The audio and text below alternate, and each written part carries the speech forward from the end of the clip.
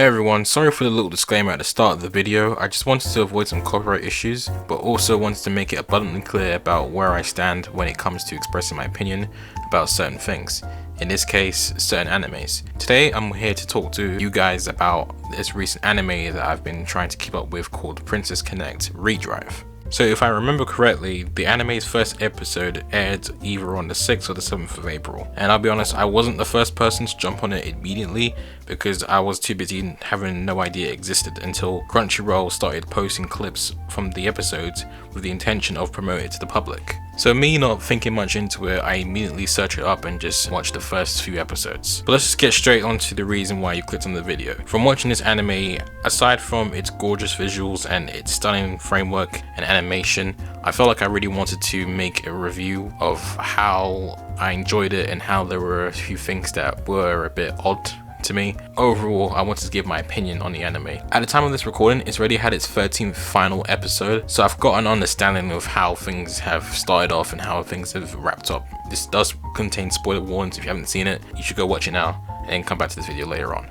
So let me just go through all these points. The overall feel for the anime is quite light-hearted, and it's also quite fun and just bright and positive in a way. It doesn't take itself too seriously at times when there's like a serious moment and then it turns into a slapstick comedy part, but at times as well, at the start of the anime, including at the end of the anime, it did get quite serious. So I won't go too much into spoilers, but it does address the fact about the princess's past and stuff and how someone has taken over her identity, but I'm gonna leave it on that note. But overall, that's the main feel for the anime. It takes itself seriously at times, but mainly it's fun and it's quite comedic at times as well. The concept for the anime is very interesting, having the main character Yuki be this bit of a useless character at the start because he can't really speak that much, and when he does, it's like one-word sentences. One redeeming factor about him is that when he can unlock his ability, which is to boost himself and his teammates, it comes in quite handy, and honestly it changes the game a bit, so that's like a plus. Having the main character not be as useful as you think it would be is kind of an interesting way to go about it, and it was handled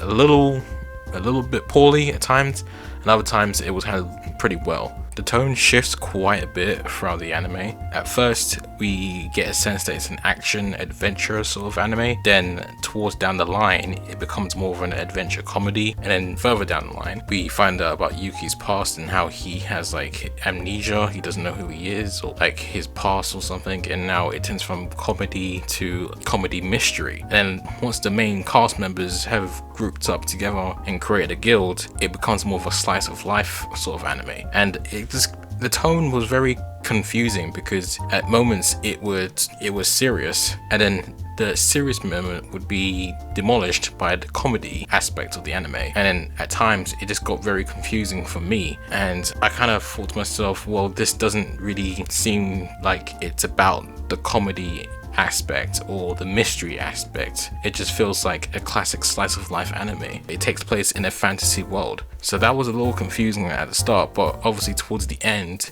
it did start to, return back to its normal roots and try to address like the seriousness of some of the characters' arcs. So yeah, the tone was a bit all over the place. The characters were fun to be around, some annoyed me, some others were just, I didn't really understand their purpose, like the elf girl. I couldn't really get an understanding of her character arc throughout the entire anime. At first she's around like for Yuki because she's like, oh, you're my master and stuff, but after that it just feels like she's a caretaker for Yuki, and I don't feel like she's gotten any much character development throughout the entirety, which makes me believe that she's the weakest out of all of them. As for the other three, Yuki, Carol, and the princess, they all have certain things going on with each other. They have their own character arcs in the anime, so yeah, they have something to work with.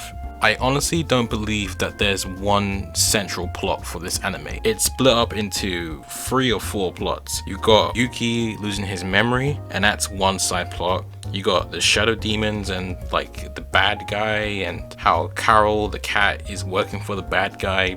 You got that side plot there as well. You've also got the princess and her backstory. So there's 3 subplots that are there, and I feel like the anime tries to balance out how much time they're devoting for each of these side plots, and it kind of more weighs on Yuki and then also the princess. At times it's like not even mentioned that Carol is working for the enemy, and at times it is, but overall like it's not all balanced out exactly the way you'd think it is. And that's what made it a little bit confusing, because at times I found myself asking, have we forgotten about this character and like who she's working for? Or have we forgotten about the princess and how she came to this city, you know, to find her parents? That wasn't really touched upon until like the last few episodes. So plot wise, for each of these characters, it's an interesting side plot, but not all of them are explored thoroughly. The action and animation is done pretty well.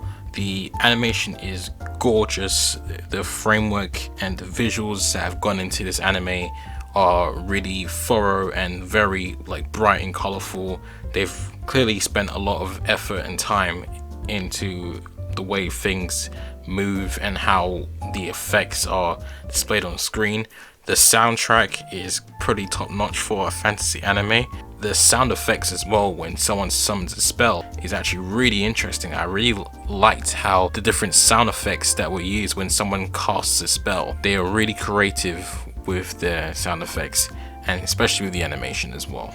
In conclusion, I feel like this anime is pretty unique in its own special way. Compared to others, it's a little bit generic at times, but at other times it's like surprisingly good. The way they've wrapped it up in the 13th final episode is done, you know, not so bad. They left some questions for new time viewers like me, which I may or may not make a second video on. I'm not gonna lie, I have like an on and off relationship with this anime. At times I dropped it, at times I picked it back up again, but I still liked it at the end of the day. I still held on and watched all 13 episodes, and you know, I have to admit, it's good. It's not that bad. I would definitely recommend this to anyone who wants to go into this, who wants like a basic story, some decently developed characters, and you know, wonderful animation as well. Comedy as well was pretty funny at times. Other times it just felt like it dragged a bit. But if you're in it for a fun time, then this is definitely anime for you. If you're gonna go into it expecting the main character Yuki to, you know, be slaying and stuff like that, then this isn't for you. This isn't that kind of anime. But yeah, that's about it. Thank you so much for watching. Let me know what you guys think.